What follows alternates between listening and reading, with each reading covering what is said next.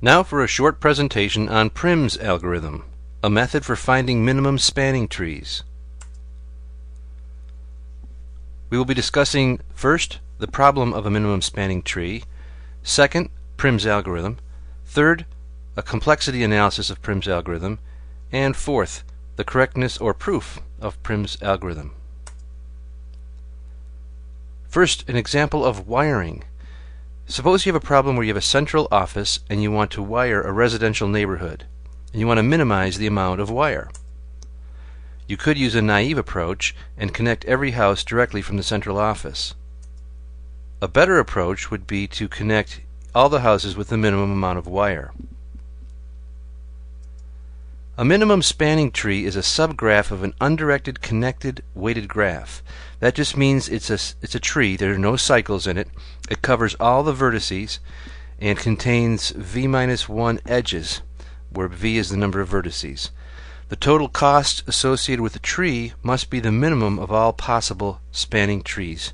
The solution may or may not be unique. And of course the idea is to save a lot of wire. Now, how do you find a minimum spanning tree? If I know the vertices and edges, how do I find the MST? We will, in this presentation, take a look at a graph, on an example on the left, and produce a final MST, which is the graph on the right. So now let's look at Prim's algorithm, one way of finding this minimum spanning tree. Here's a quick walkthrough. On the upper left-hand side, you can see that we will start with a graph, connected graph, and we'll start at vertex E. We will add vertex D and the edge between them, vertex A and the edge between it and D, and so on and so on. The basic solution for Prim's algorithm is 1. Pick any vertex to start out with. 2. Add the smallest adjacent edge and its vertex. 3. Repeat step 2 until all the vertices are added. We will use a matrix implementation. All this means is that we're going to use an adjacency matrix instead of an adjacency list or some other solution for representing the graph. For the graph we are demonstrating with today, the adjacency matrix is on the right.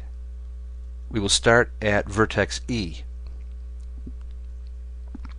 You can see that we've highlighted the column in the adjacency matrix for E.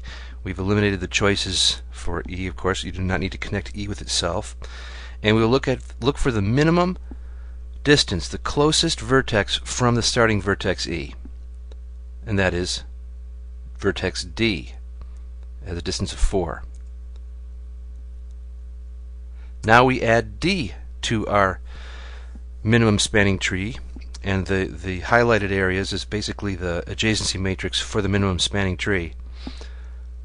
And you can see now that we have a yellow area, and we want to choose the closest vertex from the tree built so far.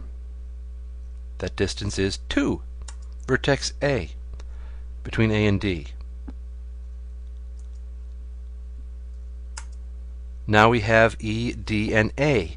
So we select the rightmost column A, and we look again for the closest vertex from the tree built so far. Excuse me, and that is 4. Distance 4 between D and C is the closest one. Remember that when you're building in Prim's algorithm and you're building your minimum spanning tree, you're choosing the closest edge from the entire tree, not just from the most recent vertex. Now we've added vertex C. What is the next closest vertex from the tree built so far? The distance 5 from E to B.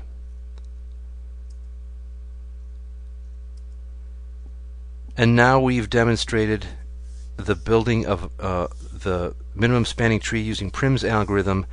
The adjacency matrix to the right is basically the minimum spanning tree adjacency matrix.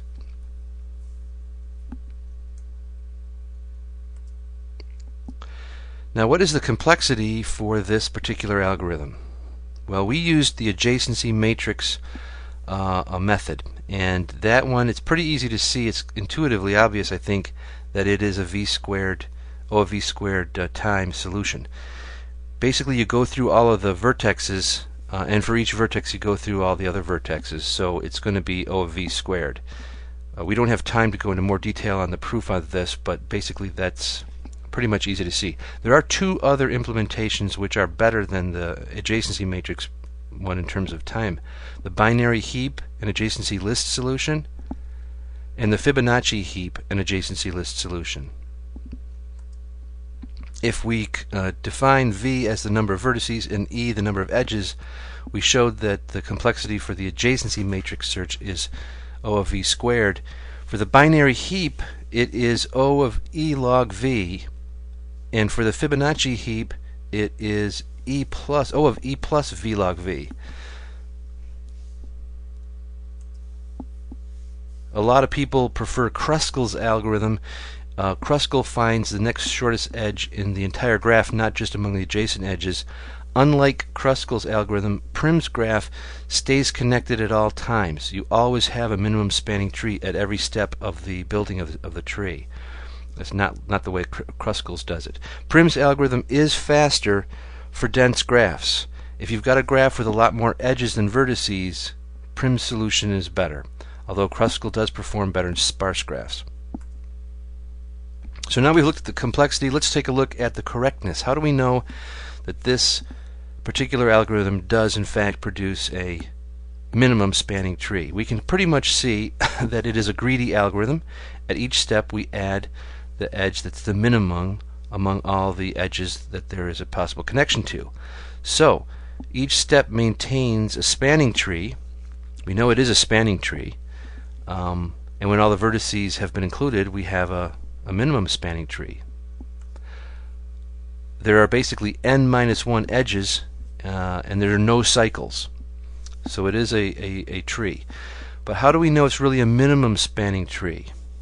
Well, we can suppose that it weren't. If it were not a minimum spanning tree, then there must be some point at which the algorithm fails. There must be some kind of edge in there when you insert it is not the correct thing to do. Let's take a look at this. If G is a connected, undirected graph, let's choose a set of edges that are chosen by Prim's algorithm before choosing one with an error.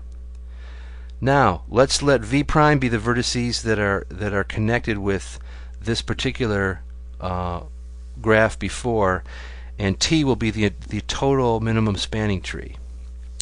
T is not going to include XY. We're going to define XY as the incorrect choice for this Prim's algorithm. Now, if XY is not in T, not in the minimum spanning tree, there must be a path in T from X to Y because T is connected. So if you insert an edge XY into T, you're going to get a cycle. And there will be exactly one edge in this cycle with one vertex in V prime, and we're going to call this edge VW. You can see it in the upper right here, it'll pop up there, VW. Now, since Prim's chose, theoretically, XY over VW, we know that the distance, the weight, whatever it is, of VW has to be greater than or equal to the weight of XY. And we could form a new spanning tree by swapping XY and VW, which is also a spanning tree. Clearly, T prime, the new spanning tree, is no greater than the weight of T. But that means that T prime is a minimum spanning tree, and yet it contains all the edges in S. So obviously that results in a contradiction. So the original spanning tree that Prim's found has to be correct. So we have shown the basic problem of a minimum spanning tree. We've shown Prim's algorithm. We've looked at the complexity analysis and a brief overview of the correctness. We are done. Hope you enjoyed the presentation.